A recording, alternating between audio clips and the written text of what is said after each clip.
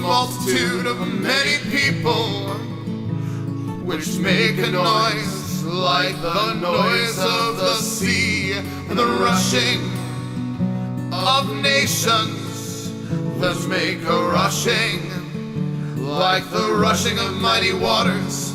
The nations shall rush like the rushing of many waters, but God shall rebuke them, and they shall flee far off, and shall be chased as the chaff of the mountains before the wind, like a wheel before the whirlwind. And behold, eventide and trouble, and before the morning he is not. Hello, good morning. Welcome to Line by Line Bible Studies. We're going to start in the middle of the week. The holiday and all that. Actually, I don't usually take the holidays off, but if you haven't gotten a chance to check out my other channel, I do have a new song out, and I was working over the weekend. I really wanted to get the lyric video out for I Am a Native American, and that's on my other channel. You can check that out.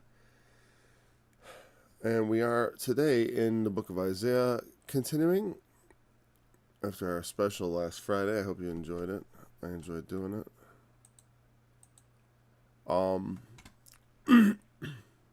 It's funny, I just checked the verse and I was like, okay.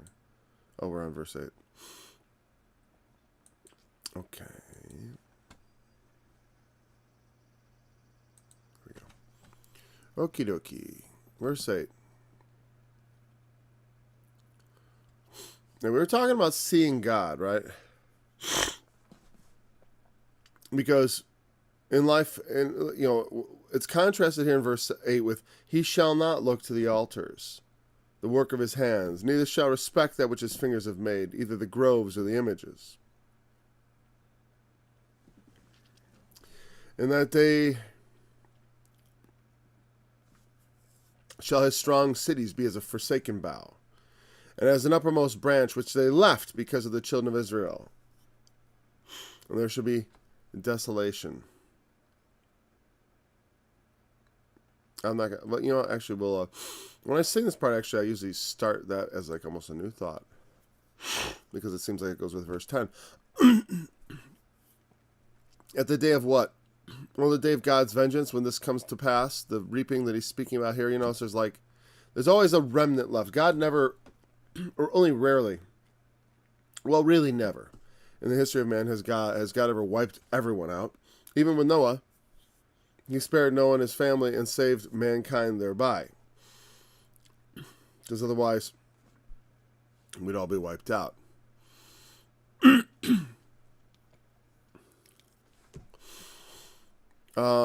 Okay. And this is the burden of Damascus in particular. But it does turn back to Israel very quick. Ephraim and Syria. Because Syria was intimately connected with Ephraim, they were in an alliance. Right? So, what he's saying is that through this, when God's finished with this work, bringing about the judgment, just like in the end times, it's not much. It's the same type of dynamic where God is bringing about a punishment, but there's also a restoration that is to follow. And there are also remnants, because God has not intended to make a full end at this time. Also, the same thing with, even in the book of Revelation, you look at the millennial, the idea, well, not the book of Revelation, just look at the entire Bible, the idea of some sort of millennium. We talked about that. Isaiah is probably the source text for all millennial thought in the Bible.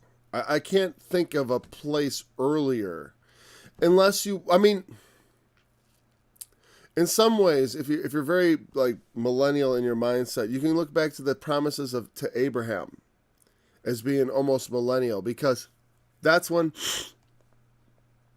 truly, the church is supposed to be one body in Christ, Jew and Gentile in one, and it is.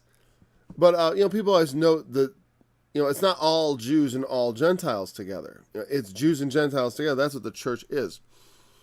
And so, in a mystical bond in Christ, being one, us all being one, that is in itself part of it. But also the fact of, like Paul talks about, the natural tree being Israel, and we being like a wild olive tree grafted in to the natural. He warns, don't boast against the branches, because if you can be grafted in, how much easier shall it be to graft them in? And obviously, if you have any experience in gardening, there are more challenging grafts. Like, it's hard to get things to take like that. It's beyond my, I've watched things on how to do grafting and stuff like that. Like, if you want to raise apples, you almost can't just raise a tree. You have to do like, you have to take two trees and stick them together and graft them and stuff. Interesting. But, beyond my experience. But let's go back here. But in the midst of that, we see the time of the millennium being like the world will be filled with the knowledge of the. And if you don't believe in the millennium, you can think of this as the kingdom of God on earth that maybe you're trying to bring about through living a Christian life and through preaching the gospel. Because if you're not a millennialist, there are a couple of categories you could fall into, but generally, and I think, though, whether you're a millennialist or an amillennialist or a post-millennialist or whatever, pre-post, whatever you happen to be, we should all be interested in living our lives in such a way that we are salt and light in the earth. And so our interests should converge, because even if we're not, as a premillennialist, I'm not thinking of changing the world into God's kingdom. I still preach God's kingdom as if I want the world to change into it, because I do. I want someday Christ to come and make it happen. And I think the preaching paves the way for that. But as far as men taking it upon themselves to do so, I'm not going to hold my breath. But in that day, when God shows himself, when he manifests himself, in not necessarily millennially, because it is true. This was true in the time of Isaiah. In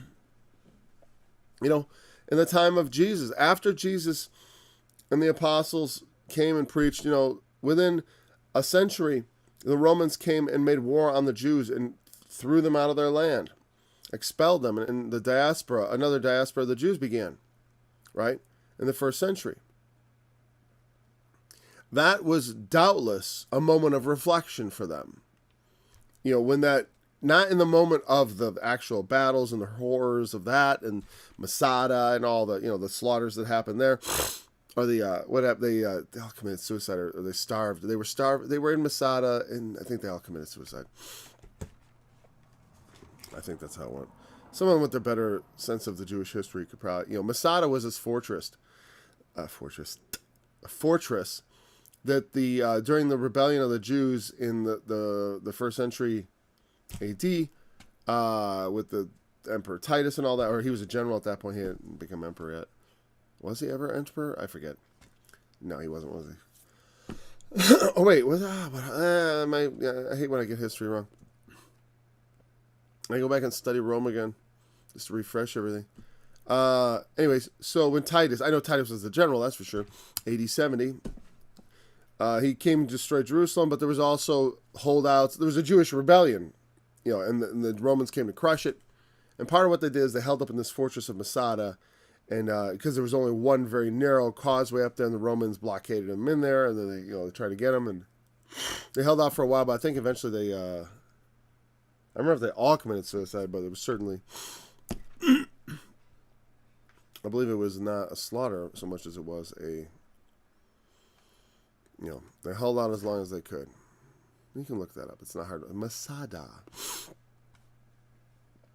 But my point is, after all that terror and horror happens, and then you're in your new land and you've been cast out and your aunt and uncle are all dead, and you think about what happened, there's a chance for reflection.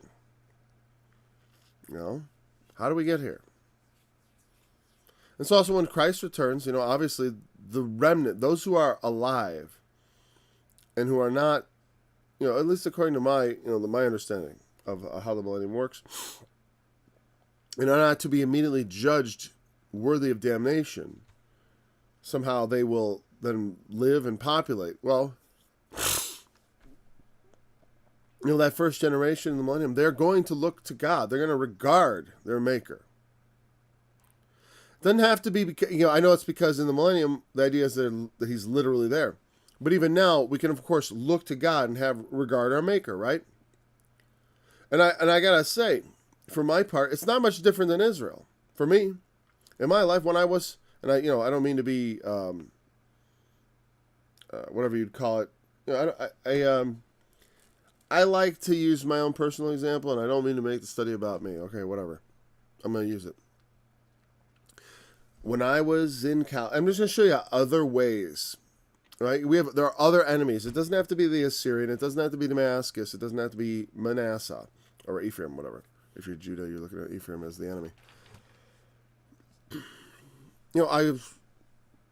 I think I've told a story many, many times. When I was in college, I thought I was drug overdosing, and I was fearful for my life, and I turned to God.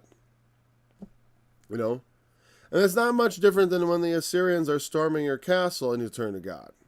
You know what I mean? It's because out of your fear and desperation, you turn to God, right?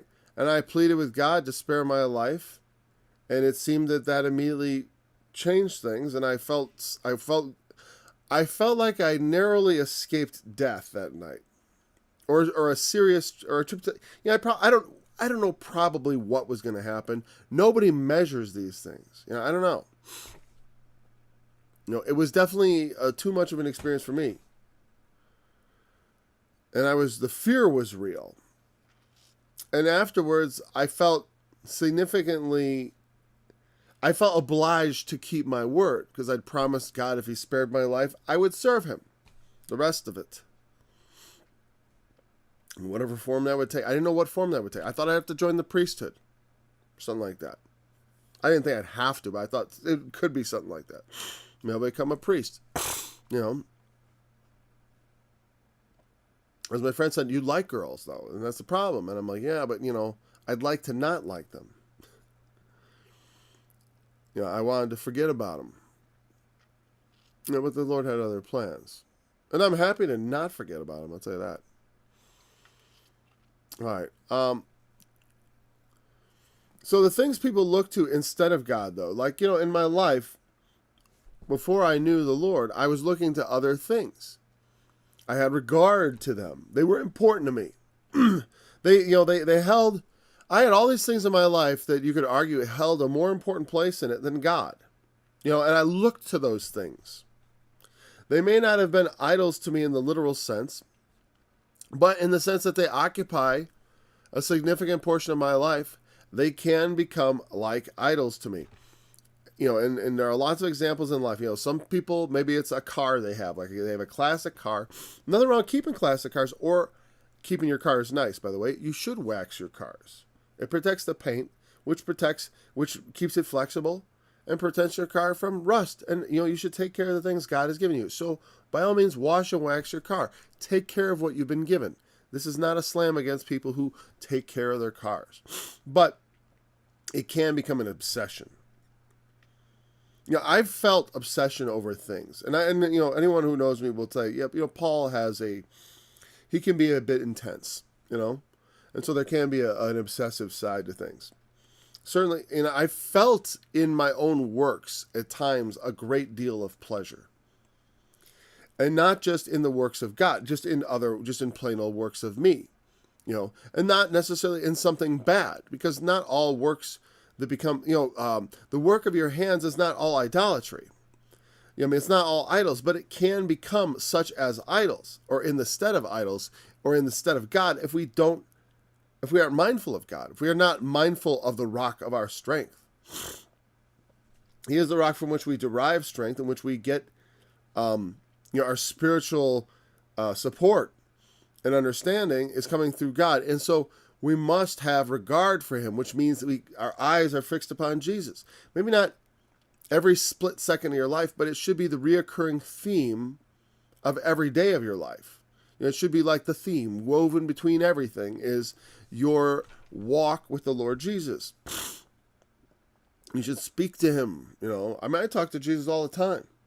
As far as like, Lord Jesus, blah, blah, blah, blah, blah, blah, blah. I have all these conversations. Just clearing my thoughts to God. I know God knows my thoughts. And I'm not necessarily speaking out loud either, but because I just assume the knowing of my thoughts. So I try to put my thoughts in order. And so one of the things is like if you can get your thoughts in order and your tongue straight, you've done a lot to prepare yourself for God's kingdom. Not that we could ever do anything to prepare ourselves for God's kingdom that is, that would be sufficient to bring us there other than what Christ has done, but having been rescued by Christ, we of course want to walk worthy of the calling wherewith we have been called. And we don't want to show up at his wedding not having on a wedding garment. We want to do all the appropriate things that one would do having received the faith of Christ. We don't want to be like, Ananias and Sapphira who lied to the Holy Ghost, or like Simon the sorcerer who tried to buy it. There's a lot of wicked things we can do in relationship to God that we shouldn't do.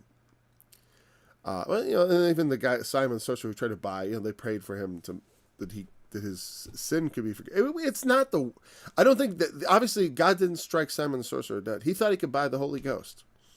And it's and people in this world, why wouldn't they think they could buy whatever they want with their money? It buys everything else in the world. If you were rich, it's very clear to see, like someone, like if I had power from God, someone would want to say, I'll give you money and you give me that power.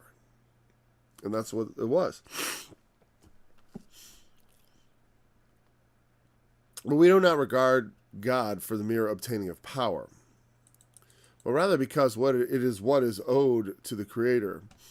We should have eyes on him. We should have respect to the one that made us, to the one who made the world, because we're basically living in his house. It's more intimate than that. We're living in him in a sense, meaning because it's not like in a house where you can truly be separate. We are, soiling the rugs of his very rooms in a sense with our dirty little feet. And so God is worthy of our attention and worship. Like I've said before, people sometimes question the necessity of worship. Unbelievers do. They say, why does God need worship? And who said he needed it? Like God needs it. That's what people assume. That's the kind of arguments they put forth. But I don't know. There's no need. What it is we need it. We need to worship. We need to make sacrifices. Just because the Bible talks about the sacrifices being accepted or acceptable doesn't mean that it's God's desire, as we read in Isaiah. He's like, I've headed up to about here with your sacrifices, in other words.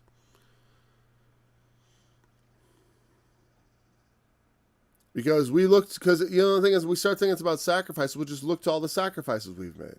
I could look to my life and say, God, look at all the things I've sacrificed to serve you. Not that much, but I mean the things I have sacrificed I could bring forward. All my works. And that's the thing. Is that even your works in God, that's the thing that we got to understand from the New Testament, is that the works we work are not a boast that we could have that explains our salvation. Meaning, my salvation is not contingent on my works. My damnation may be, but I got plenty of works to account for that. But thank God for Christ, who intervenes and whose sacrifice on the cross and through whose blood and faith in that blood, we are forgiven of our sins. And we should not look to the work of our hands of any kind, even in God. Like say, I fed the poor. Well, you deserve to live forever, don't you? People sometimes think that they're, because you understand, when they would go to the groves and the images, there are interesting passages. Like, the things the prophets said were kind of new. Like a lot of people didn't know. People were illiterate. In Israel, people didn't have copies of the Torah. Certainly not in the days of Isaiah. There was no such thing as a synagogue in the days of Isaiah. No such thing. The Pharisees came along much later. The Pharisees were a post-captivity group who were basically, they went around teaching people the Torah because they realized that my people perish for lack of knowledge. And they knew, what, we've got to do a better, the law says teach your children. And they realize, we've never done a good job teaching our children our faith that we receive of God through Moses. And so the Pharisees would go around teaching, and then people would know better. But back in the day, they would make sacrifices to these idols, and they were just like, what? We sacrificed to Yahweh last week. Now we're sacrificing to Baal. We don't want to get Baal angry. I mean, people's attitudes were very ignorant about these things. And so, and you'd be surprised. I mean, because you read about in the scriptures where it's like, there are people like, what? My gods? Why are you bothering my gods? People just don't all, the common people don't all get it. It's not like they know they're being wicked. They don't. Just like in our day. The wicked don't think they're wicked. They all think they're righteous, and sometimes the most righteous. You don't think yeah, it's an easy example, but you don't think Hitler thought he was the good guy? He thought he was the good guy. He was sparing the world from the evil Jews. He was going to exterminate them. That was his mentality. He thought he was doing something good. He was creating a kingdom of peace for 1,000 years. He was aiming for that sort of millennial thing. You don't think he thought it was going to be some blessed, blissful thing? Certainly it was supposed to be for Germany. I don't know about the rest of the world. But he thought he was the good guy in his own way. Even though as impossible as that seems to me or you, he thought of himself as the good guy. Because people get big ideas in their heads about what they can do that's good for people, and they go about doing it. And they don't reassess the harm they're actually doing. Well, also in that, his idea of good was very, whatever. It's like, obviously part of good. Look in the Bible, we have something called the lake of fire. And all the bad goes in the lake of fire. All the wicked go in the, it's like everyone has the Bible has, it ends with a massive extermination of people. Have you ever noticed that? Have you ever noticed that? You know what I mean? It's interesting. It's interesting in that regard. I mean, Jesus comes and it's a bloodbath. How do we know this? It's got to be that way. It's really no other way. I don't think there is, I guess. We're going to find out. It's weird because human society, we're coming to another head, and this is going to be, history's repeating itself. I'm not sure exactly what form that repeat's going to take. But I'm not at all encouraged that the people in charge are better than the ones we had last time things went off the rails. And it makes me feel bad. Because I should have stuck. Sometimes it makes me regret and feel like I should have stuck with political stuff. I should have gone into it. I should have been there or something. Not that I'd be able to do anything, but I'd feel... Well, anyways, out here you feel like you can't do a darn thing. Well, we can write music. And there's a lot more songs almost finished that are coming. I hope it'll be good. I hope you got a chance to listen to or go listen to it after this. I'm pretty sure everyone listening to this probably has already heard it. Anyways, so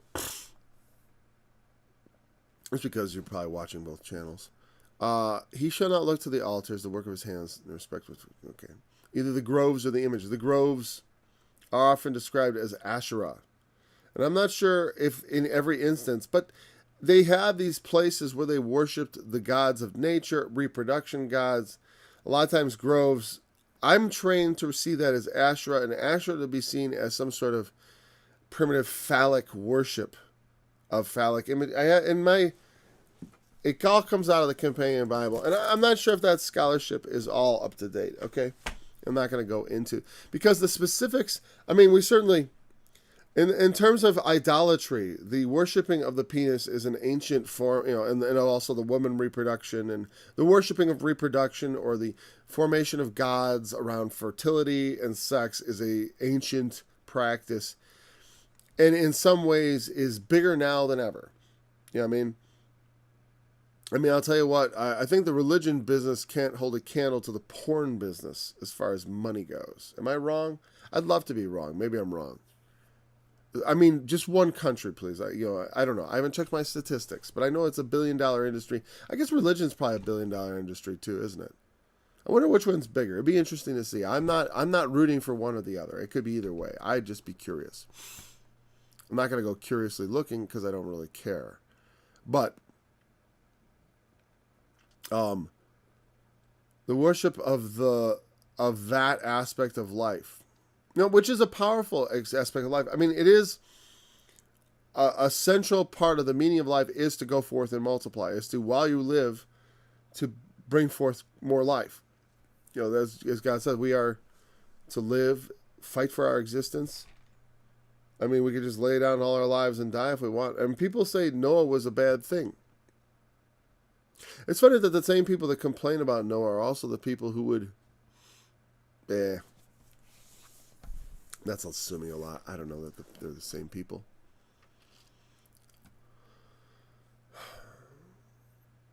In the day, I don't know. I'm not a big... Pointing out people's hypocrisy is often easy. And that they shall strong cities be as a forsaken bough and as an uppermost branch. If you ever looked at a tree after you pick it, like I got cherry trees, and you can usually get the cherries, then you get a ladder, you can get a little higher on there. And if you trim it properly, which I've never done, I've never been good at the whole pruning. I'm working on it with my apple tree because you got to be aggressive, a lot more aggressive with a lot of these than I like to be. But I'm trying to train myself to not be at all shy about it because it's good for the trees. It bring forth greater fruit. But it was my cherry tree. I can't get all the fruit. There's always uppermost branches where there's a bit left. And that's what these cities represent. Everything else is cleared out. And it's just like these cities are like this uppermost brow with the fruit clustered up there still. It's still loaded with fruit up there. Can't quite get it. But that's it. They're left with those things. Which they left because of the children of Israel. I'm not sure if it's because from fear of them or because of what. I don't know what. Like why they left because of them. And there's his strong cities.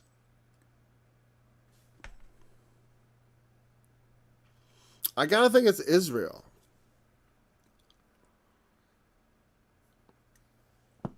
Well, which they left, it means left behind, okay? Not abandoned, but it's left behind. Well, they left behind, meaning abandoned it, but not abandon it. Like there's two ways you can abandon a city.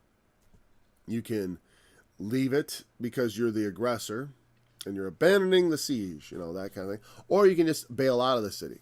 And this means they has to be the enemy, or the Assyrians, or whatever. They left. Honestly, here's the thing. I look at this, I'm like, I want to look at a different translation because I don't like the way the comma sits there. And you got to remember, in the Bible, all punctuation is optional. It's put there by the translators, and they often do a very good job of, in fact, 90% of the time, they do a great job of the translating, the punctuation. It's all 99% great, awesome, perfect. We're reading it and understanding it and good. But sometimes it's just not quite right. And that's part of why we study the Bible, is to understand. Well, we understand the Bible, but if you like the King James, you kind of owe it to yourself to look a little deeper. Because the translation, you shouldn't just read over something like this. Well, you could. I mean, do you really think that verse makes any sense to you? Which they left because of the children of Israel. Why because of the children? Did they leave it because of the children of Israel? Or are they an uppermost branch, which they left? And then, because of the children of Israel, there shall be desolation. Why isn't it that? How come I don't put those two clauses together? See what I'm saying? I question the translation, which I think, okay, well, maybe this comma shouldn't be here. I'm just going to show you. I don't know if this is right. Okay. Is this... I don't know. I'm not a scholar. I'm but... That looks right to me. That looks great. It makes a lot more sense, but I could be wrong. Is that what Isaiah intended? This is what I said. I can be totally wrong and still totally right. Because what I said is right. It's right. What I changed, that's correct. It's truth. It may not be the right translation, but it's truth. And that's the thing. If you rearrange the scriptures or, careful about it, because I'm sitting here teaching and doing it, but I'm obviously telling you what I'm doing as I'm doing it. So I'm not using a sleight of hand to try to, teach you something bad or anything. I'm just demonstrating that it's an issue, and that that passage didn't seem to make a lot of sense. Like, why did the Assyrians leave it? They left it because of the children of Israel. Those are connected, cause and effect. Effect. They left it. Why? Because of the children of Israel. That's how the King James translated that passage. But I never felt like that made sense. Now let's look at like another translation and see if they've got any help for us here. One verse like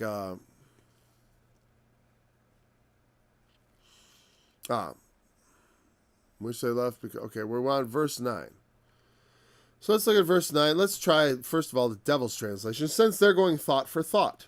A thought for thought translation would be less concerned about, though here's one advantage. A thought for thought translation is less concerned about getting the words exactly right from the Hebrew, meaning if the Hebrews use some strange idiom, which doesn't make sense, like today, meaning some idioms don't make sense in other languages. And I should put an example here somewhere. But like, for example, like if we're in a business meeting and I say, don't rock the boat. Okay. That's an idiom.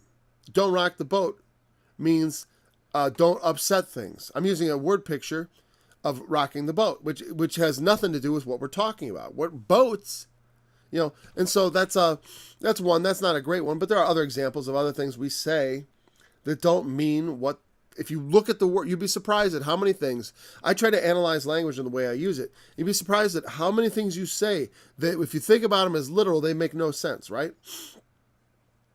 Everything from kids often notice these things, and they're good for that. Like just like when they say, "Oh, you love it, you want to marry it," like I love this, but you mean it just in a smaller sense. But that's not a good example. Okay. 17, and they're strong cities which they left because of the Israelites. Okay. According to, and if the NIV says it, now I'm a believer. I'm a believer because you know why? I don't think the NIV is the Devil's translation. I think it's a bunch of competent scholars trying to do a thing. Like I said, they're trying to do it thought for thought, which means they're not as concerned about if the exact Hebrew words are kind of confusing.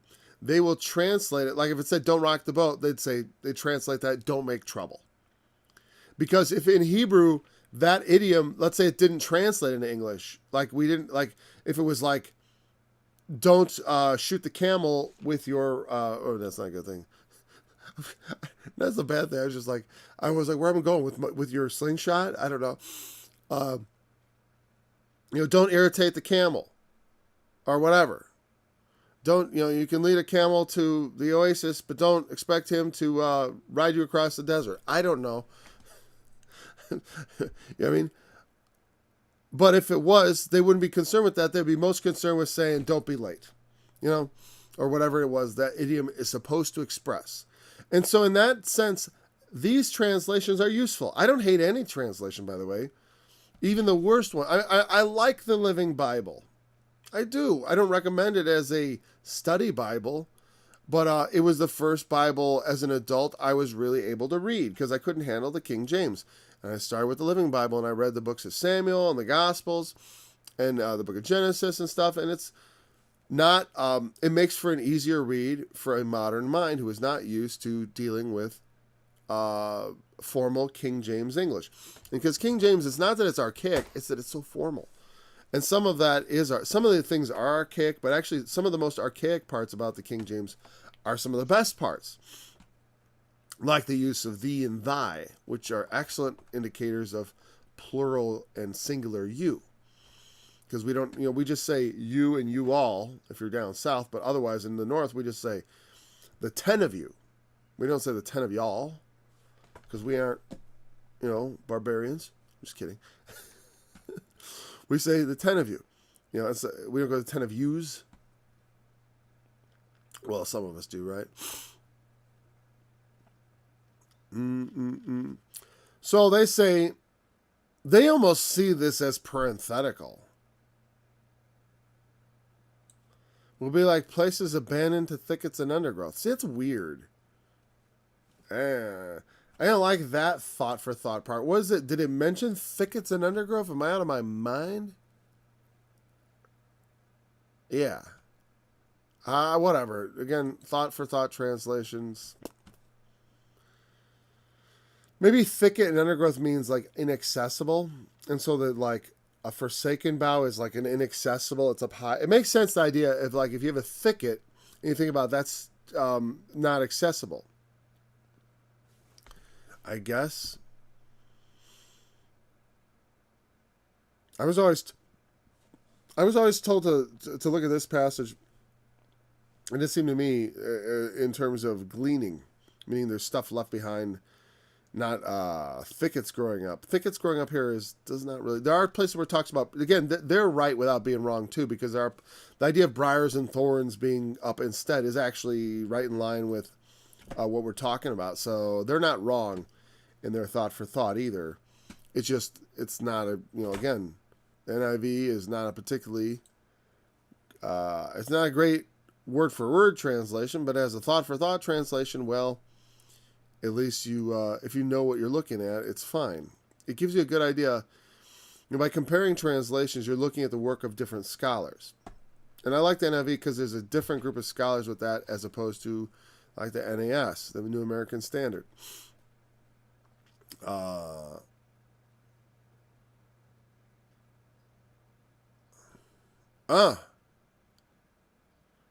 Now, the New American Standard Bible, I'm going to just bring this out. I don't know. I find it interesting, I mean, we're studying the Bible. Part of it's going to be... This is a New American Standard Bible. Accuracy you can trust. I didn't realize they had slogans. The King James. Because it sounds cool. We all,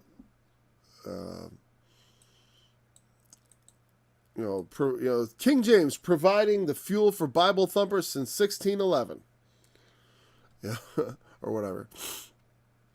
Or just since 1611, it should say next to it. And King James needs like a logo, like Harley Davidson or something like that, something kind of cool. The King James. And then it's like 1611 on it, like in gold. I'm just kidding. All right. But notice here they translated a bit different in the New American Standard. On that day, their strong cities would be like abandoned places in the forest, or like branches which they abandoned before the sons of Israel. Instead of because of, it's before. And I assume those words actually have similar force in Hebrew. Like it could mean before, like in the sense of like, because that's, if you're fleeing before someone, they are the cause, the because of you fleeing. You know what I mean? Like before and because are actually not that different words. Like if I say, I made that for you, or like, let's say, I made that for the car, or whatever. I made that for the car. I made that tool for the car. You could easily say, I made that tool because of the car. See what I'm saying? Like they are connected. So the idea of before and because are not very different words in English. And so in Hebrew, they may have one word that covers both things. And it all depends on how you're using it in context. And so that gets into areas that I am completely out of my depth as far as it comes to translation and stuff. So we're going to have to leave that with as much, there was like, I wanted to see one more translation, but which one is this? English Standard Version. They don't have a slogan. They should have a slogan like English Standard Version. Standardity you can rely on. Strong cities like the deserted place of the wooded heights and hilltops, which they deserted because of the children of Israel. Okay, cause and effect is what every translator seems to think this means, so I will drop any pretensions about that passage needing fixing. There we go. Oh, wait, that's not done yet. Oh, is that just back and forth? Whatever. Well, I can just do this. No changes. All right. Oh, I shouldn't have done this part, though. Okay.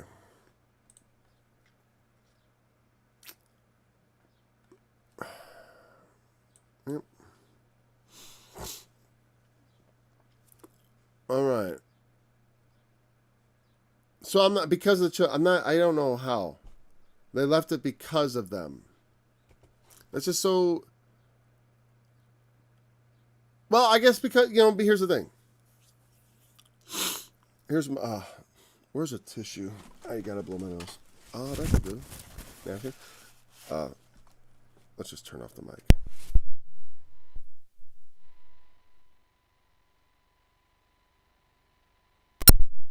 Okay. So, I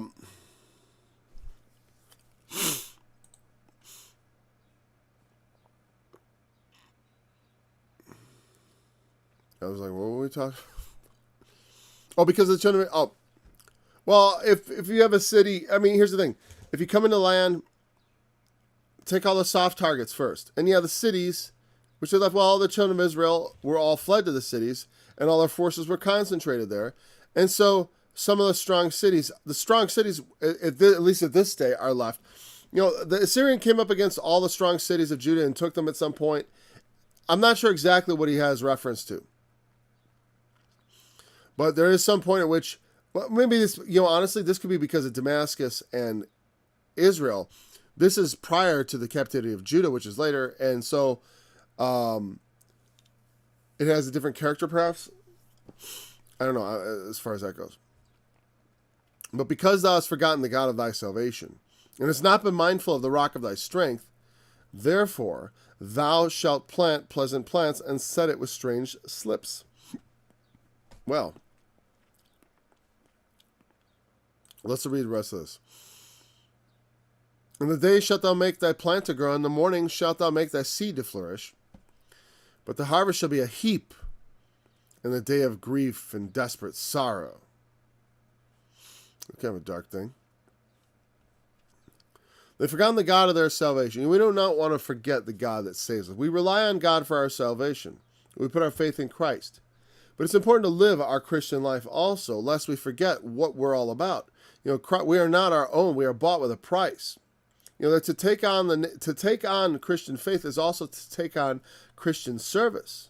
A lot of people don't understand this because it is always portrayed to you like just this free gift. It is, you take it. You don't have to bring anything to it. But after you accept it, it's not free and unconditional. The accepting salvation is conditional upon you having faith and staying faithful. I mean, not to every little detail. There is room for our humanity to be manifest and us to fall short of the glory of God. If he wanted us to not fall short of that glory, he would have to bless us with greater spiritual gifts immediately. I was praying this last night. I'm like, I need more. I need more power. I need more gifts. I need my gifts enhanced. This is not sufficient for what I need to do. So I take it to God. I'm like, what do you expect of me? What you've given me, I've maybe not made the most of it. But the problem is, everything, nothing ever. Here's the thing. It's rare that anything ever gets used to capacity. Everything is always like at 90%. You just don't use up all the capacity. If your gifts, it's hard to use 100% of your gifts. Because I could look at my life and say, I'm not doing 100%. I mean, 9. I will try to do the other 5%. But the thing is, I know that that's still not. I'm looking at 95% of my gifts. I feel like I'm using to the best of my ability, but if I were to use that other 5%, it would not be significantly better. It's not good enough. And not to me, not to my lights, not what I want to do, not according to the service which God has given me as far as I perceive it. So I ask for greater gifts. I ask for more. So you see how I'm using what you've given me now. Give me more. I need more. I can't accomplish all that my heart would accomplish in the Lord if given the gifts. So if he wants me to do more, he has to give me the gifts. If the gifts don't come, I'm not going to sweat it if I can't do much better than this. I'm not. But there are ways, but I mean, I don't want to. If it seems like, Paul, you seem like almost frustrated with God, and sometimes I almost am. And not God so much as myself. You know what I mean? I'm frustrated with myself, so I turn to God in my frustration for help, is what it is. Because I'm frustrated with myself in as much as, the gifts I've been given so far, they don't satisfy. Can't go as far as I'd like to go. And it may not be, it's not necessarily what you think. It's not like I need to be smarter necessarily, or I need to be, have greater knowledge. It's not that. Whatever I happen to want, it doesn't matter. It's the question is, it's like if we need more to accomplish what we have to do, we look to God. He is the God of our salvation. He is the rock of my strength. I get my strength from God. I have to be mindful of him. And part of it is praying and seeking him and saying, God, I need this and need that. I look at the prophets and David, they all poured out their complaints to God, and there's never, though sometimes he chides them, there is no punishment. There's no punishment for reaching out to God and saying, I can't do it with what you've given me. Or this is what I think, change my mind. I can't do it I can't do it with what you give me. I can't do it because I don't believe I can do it. Then make me believe. Whatever it is I need. Maybe I have all the gifts, but I just don't have enough confidence. Well, then give me the confidence. Give me whatever gift it is I need that I lack. Because if I'm going to do the will of God, I need the strength of God. Because God's will is God's will, not mine. And God's strength is God's strength, not mine. My strength is small. Very small. I have a very small amount of strength. Not that I don't have any. I'm not without it. I mean the strength that God gave me. The strength that God gave me is strong. Things can be small but very powerful. You think of like a very small, powerful magnet. Sometimes they're amazing at how strong they are. Just very tiny ones. And you put them together and you try to pull them apart. It's like, wow, those are strong. Big things can come in small packages. Great gifts can come in small boxes, right? And diamond rings are not big items, but they are certainly costly gifts. So what about this strange we got to look at this verse again in the on good old Bible Hub. They should be they don't owe me money, but I wish I'd be nice to get a deal with them for this. At some point, I'm not going to talk about YouTube is changing things, and ads might start appearing on my studies because I've used music from The Fear of Yahweh or Yahweh, my album, and I did allow that to go into copyright. Well, it's always been copywritten, but I allowed them to collect for me because I just want to see what that will do. It probably won't make any difference at all. I'm just curious because YouTube is changing their policies. Okay. You've forgotten the God, your Savior. You have not remembered the rock, your fortress. Fine, rock, your strength. It's the word means strength, and by implication, fortress. It just depends on what again, this translation, which is what? What translation am I in? Oh, the NIV. They're going for the thoughts. So it probably says literally strength, but they thought fortress. Okay, whatever. It's not, see, their thought for thought is not wrong. It might not be the right translation, but it's not the wrong idea. Just like with Isaiah 14, calling Lucifer the morning star in that passage is not the wrong idea. Calling it Lucifer is not exactly the wrong idea either, but,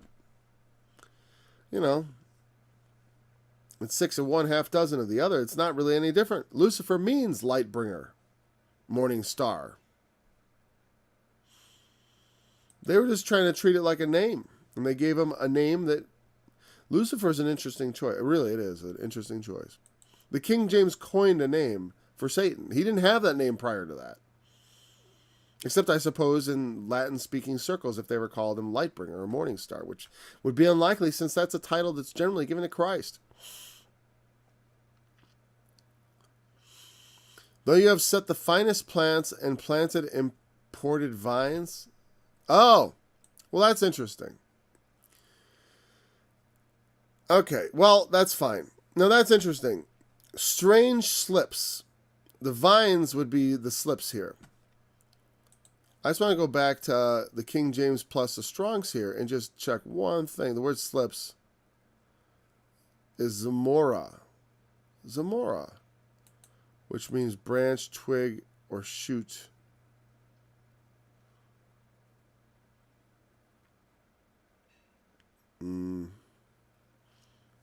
Pleasant plants.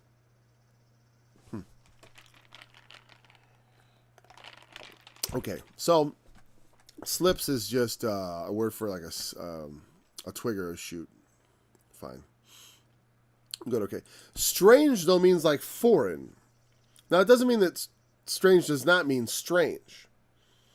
Strange and foreign are the same thing. In fact, to this day, we will use that. If I say, like, something is foreign to me, if I say, like, hey, Paul, could you, do you know anything about fixing lawnmowers? I do, but I'm going to pretend I don't. And then it's going to be, oh, well, that's strange to me. That's foreign.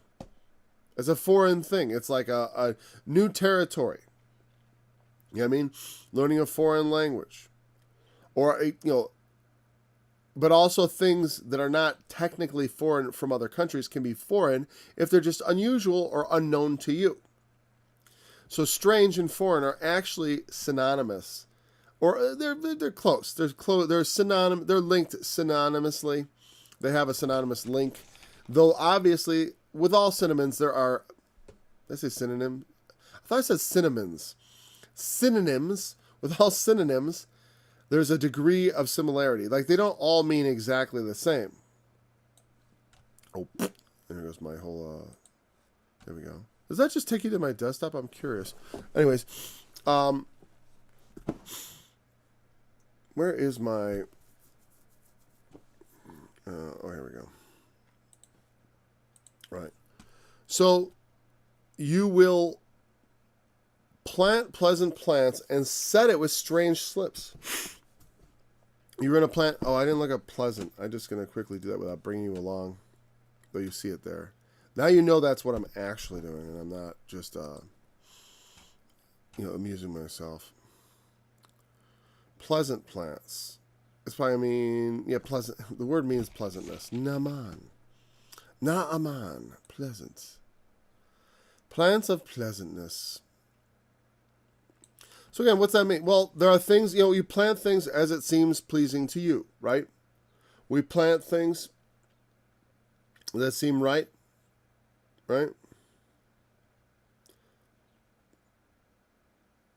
And then,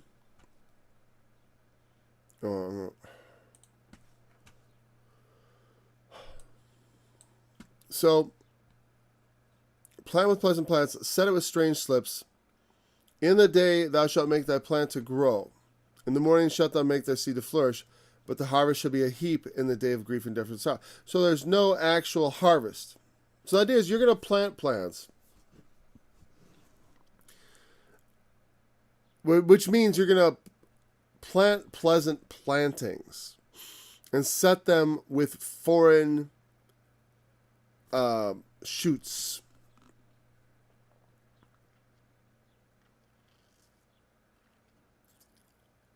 And I guess what's very simple is here. Why are they doing this? Because they have forgotten God. Because you've forgotten God, you're going to plant things. You will make... What does the planting represent? It's planning for the future. Planting is always a metaphor for planning for the future and for looking for an end. You know what I mean? Like we use this analogy to this very day. I've got a project. When you have a project, you're like saying, well, I'm going to seed it and water it and see what happens. We have that kind of a mentality. Even in things like Git, if you know about programming, they talk about stem and leaf or whatever, or is it leaf and stem? Or am I thinking about leaf stem plots in mathematics? I got too much on my brain. I teach too many subjects and I know too many things. So I don't know. I know I have like a passing knowledge in too many subjects. That's the problem. I have passing knowledge. So if I ever speak about certain subjects that you're an expert on, you may find me to be a complete buffoon. But if you don't know anything about it, I'll sound like I actually know something about it. which is true. I know enough about it to impress people who know nothing. Sometimes it's like that, right? But the idea is, without God, we're out there planting and making plans, and it's without Him. So when we're doing it without Him, we're doing it by some other way. And so when we do our planting, it's pleasing enough, right? It seems we do it according to our pleasure. And we set it with things that are strange, though. What's strange to God? They're alienated from the let's call it the commonwealth of God's kingdom. There are things that are exterior to it and opposed to it. You know, like if my life is lived without God, my plan making takes on different forms. For example, let me just use a very example from the scriptures. Okay, of an example of this. The man who built the bigger barns, perfect example. He said to himself, I have all this wealth. What am I going to do with it? I don't have a place to contain all the wealth, man. The money is just piling up. That's funny because I was talking to people about money who were taking an interest in me. I'm like, you understand? I have a different view of money. I don't look at it like you do. Piling up money to me is a sin. Like, you should plan for your retirement. I guess I don't. Now, I don't want to slander people for preparing or for having some savings. Having some savings and preparing is one thing, but when you do nothing, as far as God goes, when you have no, like when it's like all you do is serve yourself. You look after yourself. You plan for yourself. So he was like, what am I going to do with all my goods? I'll build bigger barns. And so he built bigger barns, and he laid down and he said, I'll now take my ease because I have all my stuff for the future all just laid up. I've got my retirement planned. And that night the voice came to him and said, thou fool, you're going to lose everything you have, and it's going to be left to somebody else, to paraphrase. And the idea is, all the plans of men come to naught where they don't account for God, because you don't have the security. Like my home, is something that over my lifetime has been a concern of mine, because I make enough money to live. You know what I mean? I work. I intend to work all my life to the very end. You know what I mean? I do not plan for retirement, because I don't retire. My retirement is my death. My plan for retirement is my children. You know what I mean? If they don't love me enough to look after me like I look after my father and would my mother if they needed it, if they don't love me enough, if I haven't inspired that kind of love, then I deserve to die alone, or they deserve to be punished for their wickedness in leaving their father in such a state, and they will be. And you know what? And if I suffer that thing, then so be it. If I could suffer it that they should repent and do the right thing, then even better. But I don't want to see my children punished. But point is, when we have not God in our life, we make plans, we do things, and they are strange and alien to the world of God. We decide, I need to build bigger barns. I need to put more money in my 401k. Like, I know this guy. I don't know him very well, but I've become acquainted with someone whose money, they're wealthy, I guess. Not rich, they would say, but I would say, yes, you are rich. Here's the thing. If you have money that you don't have to spend, you're rich. You're rich. I don't care. Because rich, it's like having food you don't have to eat. You know what I mean? That's a rich table. If your table has more food than you can eat, it's rich. I don't care what people say. This is my perspective is you're rich. When you've lived as poor as I have, you tell me what rich is. And so, I live with the stress of that sometimes, because being human, it's not easy. Being human, I worry. Being human, I fear. I shouldn't, because God's with me, but I do, because I'm human. It's just the way it is. I know better, and sometimes it's not always, but this is occasionally I fall into fear, because if the world around you looks bad enough, like when they were in the ship with Jesus, the sea and the waves were tossing everything, and they were terrified Because you know why? When you're in a ship and it's tossing, usually that ends up in a bad thing. That's not a good thing. And you can't, human instinct. If I'm on a ship rolling and tossing, I don't care who's on the boat. I'm scared. I'm not any different than the apostles. I'm not better than them, that's for sure. And the reason he chose those apostles is so you wouldn't have to worry about being better than them. Or worse, or whatever. They were just everyday people like us. You don't have to worry about besting the apostles. Because they have so many flaws. The point is, it's like they've done things, you may not even get a chance to deny Jesus 3 times. But the Apostle Peter did. What have you done in your life that compares to that kind of sin? Seriously, what have you done?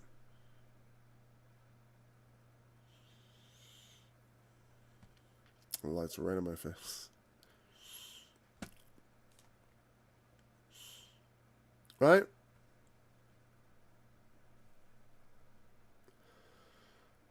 People set out their plantings. They're attentive to it morning and night. Right? But the tire shall be a heap in the day of grief and desperate. In the end, it's all a heap. All your retirement, worthless. Like Jesus said, lay not up for yourselves treasures on earth. I know this guy, he's got money. Like I said, rich. In my book, he's rich. He's got more money than he needs to. No heirs. Right? He's married to a woman who has some kids and stuff, who had kids. And so if he dies, he'll leave it to her and to her kids, whatever. And he doesn't even like the kids, and the kids don't like him particularly, right? It's like, why leave it to those people? Why not do good with it? You know what I mean? Why you've got those hundreds of thousands or whatever you've got in your $1 million? I don't know. I don't know what this. No one told me the actual numbers. I just know this person to be wealthy, and I think you're laying it up for nothing and no one. You're laying it up for someone to look forward to your death. As I told a relative of mine who was telling me, oh, when I die, you're going to... I'm like, you want me to look forward... You want me to spend the rest of your life looking forward to you being dead? Is that what you're trying to do? By telling me about all the money I'm going to have when you die? Good for me. I don't understand. Why don't you take that money and do something good with it? Why is abandoning... do you think that abandoning your responsibility to be a good steward of your possessions is like somehow... that I can take that over for you once you're dead? What if I just go blow it on drugs and hookers? I had to say, I'm sorry. What I'm saying? What? While it's in your hands, do good with it. While it's in your power, do good with it. I know people who they have money and that's all they spend their money on is drugs and hookers or the equivalent of it. Morally is what I'm saying is they have money and they use it only for self-pleasure. And others have money and they use it only to pile it up and to leave it to others. Fine, whatever. Society advances by that, I guess. I don't know. I don't know what to make of it.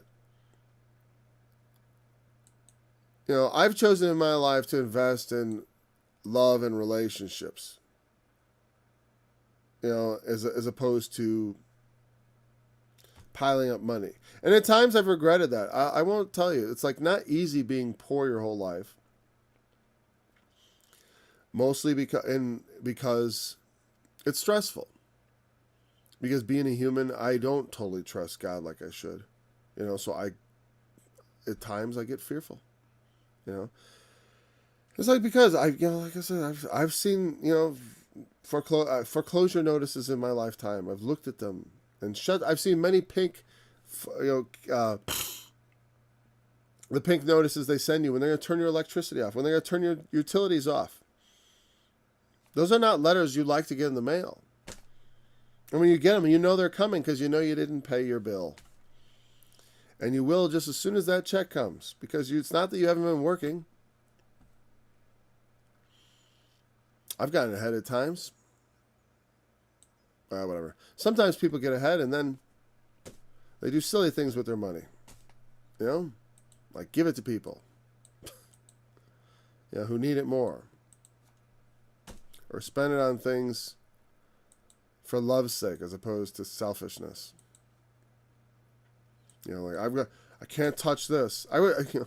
I know people who would complain they have no money, no money, no money, but they've got this full retirement account. The reason they have no money is because they're living in intentional austerity. I mean, I live in intentional austerity too. There's nothing wrong with it. But like, don't complain. That's the path you've chosen. And that's the point. In the end, lay up for yourself treasures in heaven, because when you lay them up anywhere else, it's a heap. Like Jesus said, moth and rust doth corrupt.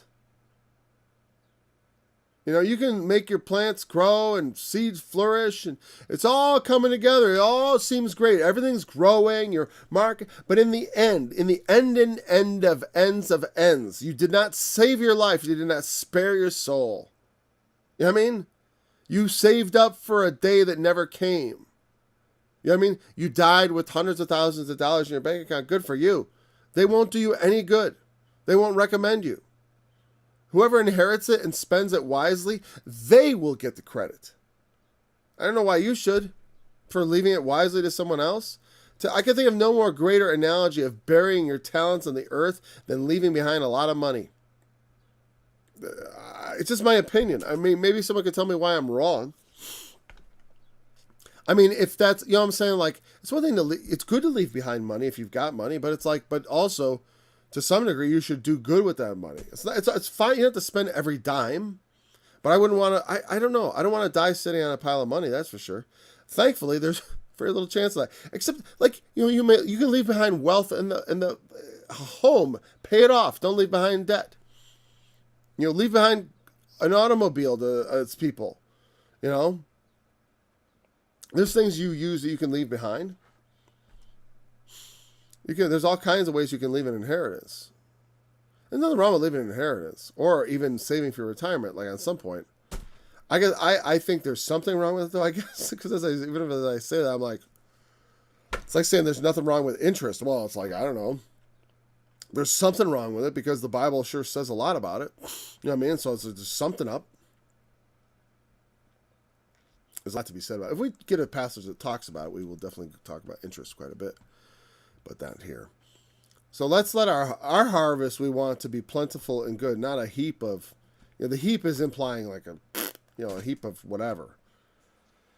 I'll just check that word in the Hebrew here real quick, and the word is ned, or nade in Hebrew. Notice in Hebrew, I don't know why I want to show you this, but I've often told people that in most foreign languages, especially Hebrew, a E is generally pronounced like an A, like in the word.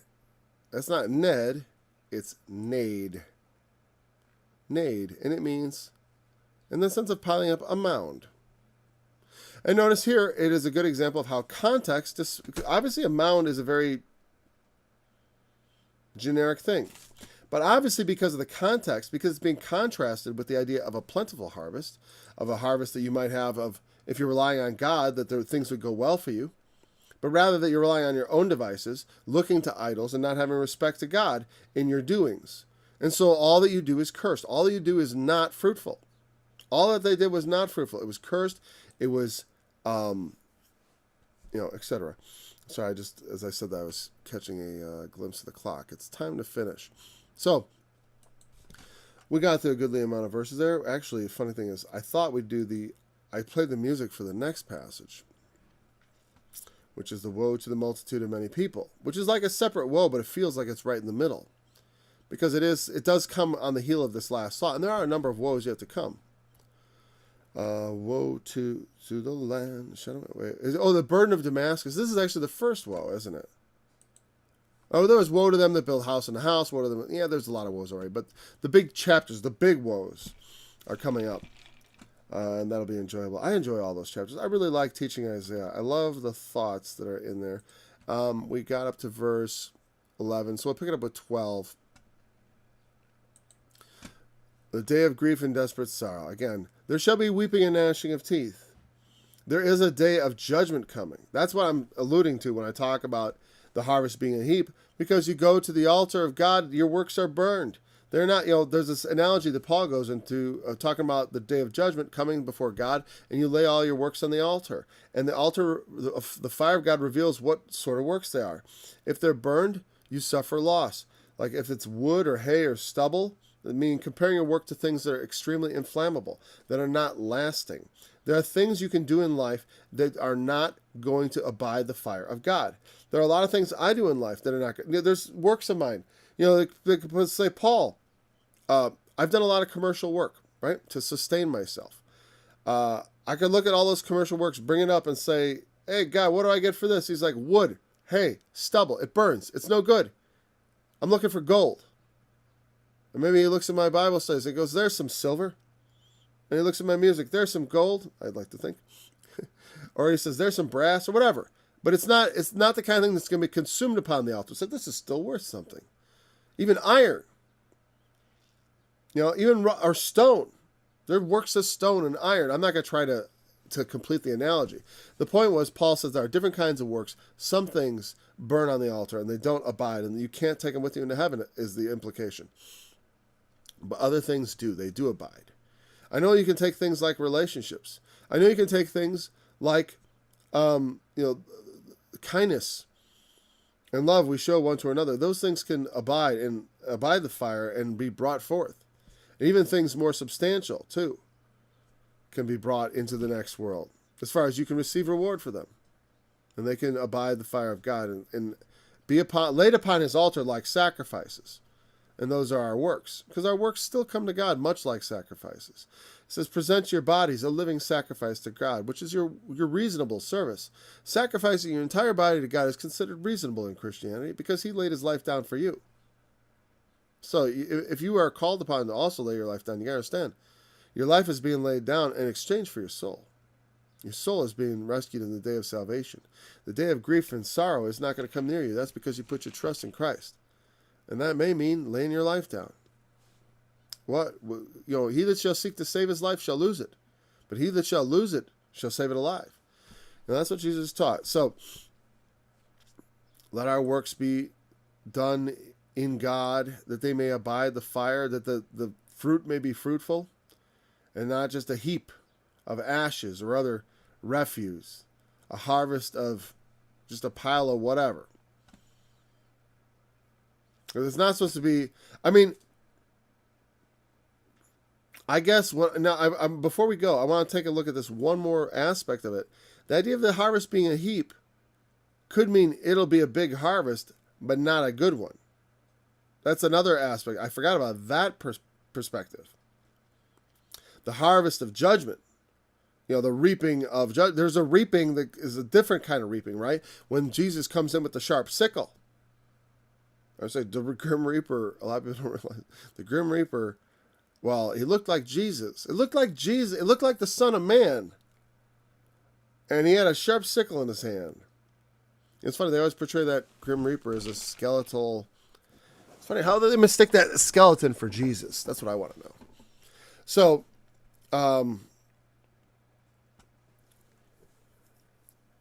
there's a reaping of reward of punishment also. And so you can have a heap in that sense of like big heap of trouble. And so that may be what it actually means here too. Like I said, both things are true. I'm not sure what Isaiah intended, but I do know the truth of God, having studied the scripture. That's a beautiful thing. When you become so filled with the truth, it's not hard to interpret things, at least in a true way, even if it's not the correct interpretation. It's not even unheard of. Because in the New Testament, prophecies were taken in senses that they were not understood in the Old Testament. Meaning that some of the New Testament, what they claim as a fulfillment from the Old Testament is very sketchy. Like, out of Egypt I've called my son. That was a prophecy of Jesus coming out of Egypt. Just talking about Joseph and Jacob coming out of Egypt and all that. Jacob. Because they hid there. Not Jacob, Abraham hid there. And Jacob sojourned there with his family. And they came out of Egypt on actually more than one occasion. Because, that Abraham went down to Egypt for a while. Okay, all right. We're going to pick up with verse 12 next time. And now we're going to listen to the verses that we just studied.